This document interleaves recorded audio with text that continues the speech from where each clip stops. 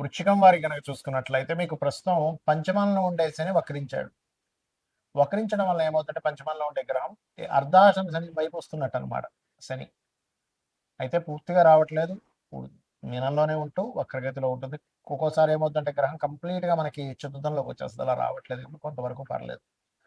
మరి 27 జూలై నుంచి డిసెంబర్ 10వ తేదీ వరకు ఈ యొక్క గ్రహస్థితి ఉంటుంది కాబట్టి ఈ సమయంలో మీరు ఎటువంటి జాగ్రత్తలు ఉండాలి, ఏ దేవతారాధన చేయాలి, మరియు అదేవిధంగా మీ జన్మజాతకంలో కనుక ఏదైనా గ్రహం వక్రించినప్పుడు ఎటువంటి ఫలితాలు వస్తాయి, ఏ దేవతారాధన చేయాలి, ఎటువంటి విషయాల పట్ల మీరు జాగ్రత్తగా ఉండాలి అనేటువంటి అంశాలు చెప్తుంది నేనైనప్పటికీ చెప్పిస్తుంది సాక్షాత్ లలితా అమ్మవారిగా భావిస్తూ ఆ లలితాంబిక అమ్మవారి యొక్క అనుగ్రహం మీకు పరిపూర్ణంగా కలగాలని మనస్ఫూర్తిగా కోరుకుంటూ, ఇక్కడ ఎప్పుడైతే వృశ్చికం వారికి ఈ శని పంచమం నుంచి చతుర్థంలోకి వస్తున్నాడో ఇది ఒక రకంగా మీకు ఈ సమయంలో ఈ 4.5 నెలల్లో గతంలో ఏదైనా షేర్ మార్కెట్లో ఇన్వెస్ట్మెంట్ చేసాం, లేదా ఏదైనా ఒక దాంట్లో ఇన్వెస్ట్మెంట్ చేసాం,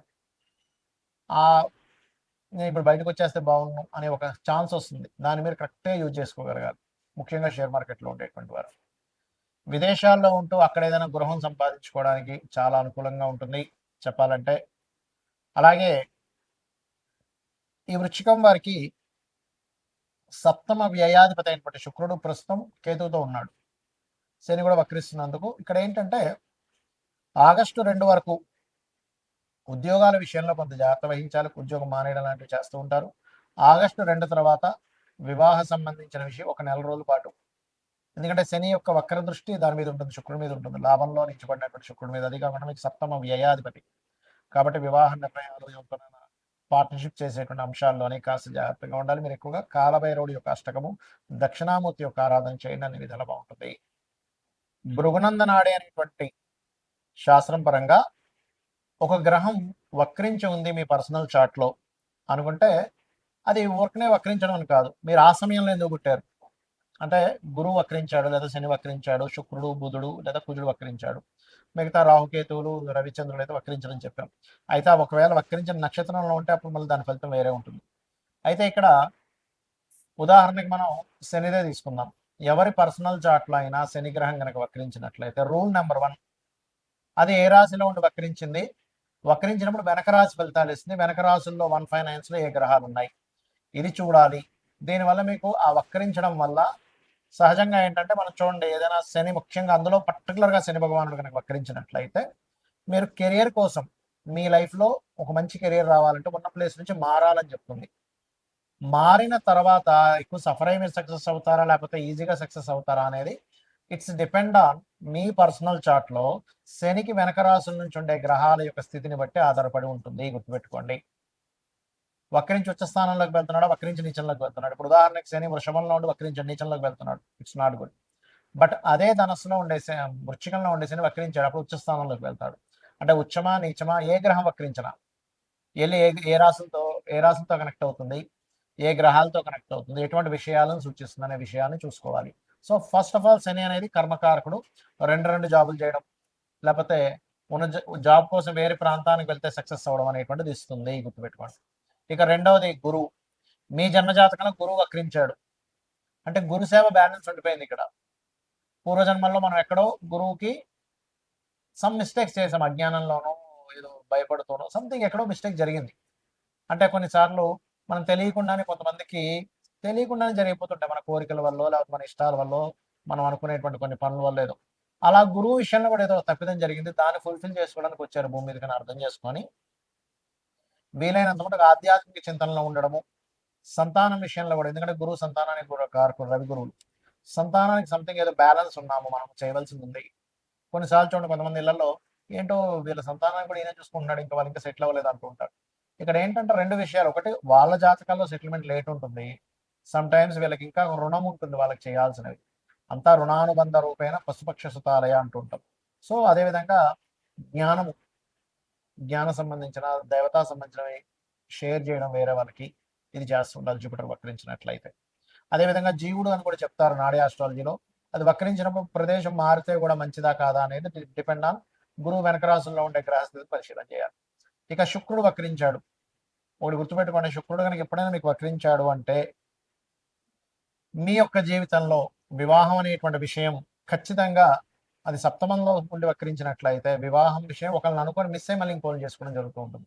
అరే అనుకున్నామండి దగ్గర దాకా అనుకున్నాం మిస్ అయిపోయింది. లేకపోతే ఒక్కోసారి వివాహం అయి కూడా మళ్ళీ వాళ్ళు వద్దని కూడా వదిలేయడం లాంటివి జరుగుతుంటాయి ఎక్కువగా. రెండవది శుక్రుడు వక్రించినప్పుడు ఆ యొక్క శుక్రగ్రహం వెనక రాశుల్లో ఉండే గ్రహాలను బట్టి మనం అబ్జర్వ్ చేయాలి. అంటే అలాగా శుక్రుడు వక్రించాడు, ఆ శుక్రుడు ఏ గ్రహాలతో కనెక్ట్ అవుతున్నాడు చూడాలి. మంచి గ్రహాలతో కనెక్ట్ అవుతున్నాడు వక్రించి, మీకు లగ్జరీకి లోటు ఉండదు, బ్రహ్మాండంగా లగ్జరీ లైఫ్ ఉంటుంది, ఫైనాన్షియల్గా మంచి గ్రోత్ ఉంటుంది, రెండు రకాలుగా ధనయోగాలు ఉంటాయి. ఎందుకంటే ఫైనాన్స్ కారకుడు కూడా శుక్రుడు కాబట్టి అలా. అదేవిధంగా బుధుడు వక్రించాడు అనుకోండి, ఎవరికైనా ఎవరి జన్మ జాత చక్రంలో అయినా వాళ్ళ పర్సనల్ చార్ట్లో బుధ గ్రహం వక్రించింది, అప్పుడు మీరు చేయవలసింది ఏమిటి అంటే ఎప్పుడు కూడా మీకున్న నాలెడ్జ్ని షేర్ చేయాలి. అంటే పూర్వజన్మల్లో నాలెడ్జ్ షేర్ చేయకుండా దాచేసుకున్నారు, ఏదో మీరు మీ ధర్మం నాలెడ్జ్ షేర్ చేయాల్సింది ఏదో వర్క్ ఉంది దాచేసుకున్నారు. ఇప్పుడు మీరు నాలెడ్జ్ షేర్ చేస్తేనే ఆ కర్మ అనేటువంటి తొలగుతుంది, గుర్తుపెట్టుకోండి. అదర్వైజ్ ఆ కర్మ తొలగదు. సో మీ నాలెడ్జ్ మీరు ఏదైనా ఆఫీస్లో చేస్తున్నారు, కొంతమంది ఉంటుంటారు చూడండి, ఇది ఎలాగో చెప్పండి అందరూ నేర్చుకో, నేను ఎందుకు చెప్పాలి నీకు అంటూ ఉంటారు. బుధుడు వక్రిస్తే మీరు అవతల వాళ్ళకి నాలెడ్జ్ షేర్ చేయడం వల్లే మీ యొక్క కర్మ కంప్లీట్గా క్లియర్ అవుతుంది, గుర్తుపెట్టుకోండి. అదేవిధంగా మార్స్, కుజుడు వక్రించాడు. కుజుడు ఈజ్ గొడవలు, లీడర్షిప్స్, అన్నదమ్ములు, వీటిని కూడా చెప్తూ ఉంటారు. బుధుడిని కుజుడిని కూడా అన్నదమ్ముల విషయంలో చెప్తూ ఉంటారు.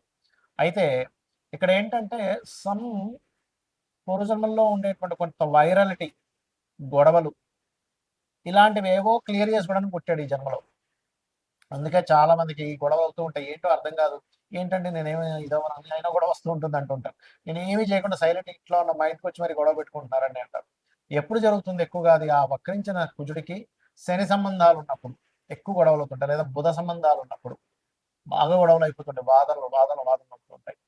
సో అక్కడ ఒక్కోసారి వక్రించి ఏమవుతుందంటే అదొక మంచి గ్రహంతో కలిసినప్పుడు కొంచెం గొడవలు క్లియర్ అయిపోతాయి, లేదా పూర్వజన్మల్లో అవి జరిగినటువంటి కొన్ని గొడవలు అవి క్లియర్ చేసుకోవడానికి పుడతారన్నమాట ఈ జన్మల్లో.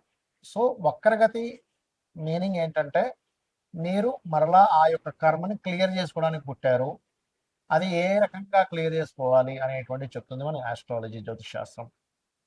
అలాగే ఇక్కడ మనం ఇందాక చెప్పుకున్నాం, రాహుకేతువులు అయితే ఎప్పుడు వక్రించే ఉంటాయి, ఎందుకంటే వక్రగతిలో తిరుగుతుంటారు. గ్రహాలని మేషం, వృషభం, మిథునం, కర్కాటకం ఇలా క్లాక్ వైజ్ లో తిరుగుతూ ఉంటాయి, రాహుకేతులు మాత్రం యాంటీ క్లాక్ వైజ్ లో తిరుగుతుంటాయి. అంటే మేషం నుంచి మీనం, కుంభం, మకరం, ధనస్సు, వృశ్చికం, తుల, కన్య, సింహం, కర్కాటకం, మిథునం, వృషభం ఇలా యాంటీ క్లాక్ వైజ్ లో తిరుగుతూ ఉంటాయి. అయితే వీటికి సహజంగానే వక్ర స్థానంలో ఉన్నారు కాబట్టి ఏదైనా వక్రగ్రహం నక్షత్రాల్లో ఉంటే అప్పుడు మళ్ళీ ఇది కొంచెం డిఫరెంట్గా యాక్ట్ చేస్తూ ఉంటుంది. రవిచంద్రుడు కూడా వక్రించిన నక్షత్రాల్లో ఉన్నప్పుడు మాత్రం తల్లికి, అంటే చంద్రుడు వక్రించిన నక్షత్రంలో ఉంటే తల్లికి ఏదో ఈ జాతకుడు రుణపడి ఉన్నాడు, లేదా రవి వక్రించిన నక్షత్రంలో ఉంటే తండ్రికి రుణపడి ఉన్నాడు. తల్లిదండ్రులకు సహజంగానే రుణంలో ఉంటాం మనం, కానీ ఇంకాస్త ఎక్కువ రుణపడి ఉన్నాము, వాళ్ళకి ఎక్కువ సేవ చేయాలి, దానికోసం జన్మెత్తావు అనే ఒక విషయాన్ని మనం అర్థం చేసుకోగలగాలి. అయితే జాతచక్రం మీకు తెలిసినా తెలియని ఎలా ఉన్నా రోజు ఉదయం సాయంత్రం లలిత గనక చేసుకోగలిగితే, లలిత సహస్రనామాలు కనుక చేసుకోగలిగితే మన పూర్వజన్మ కర్మ తొలగిపోతుంది. ఖచ్చితంగా మనం ఆనందంగా హ్యాపీగా ఉండేటువంటి లైఫ్ లీడ్ చేయగలుగుతాం. శ్రీమాత్రే నమః.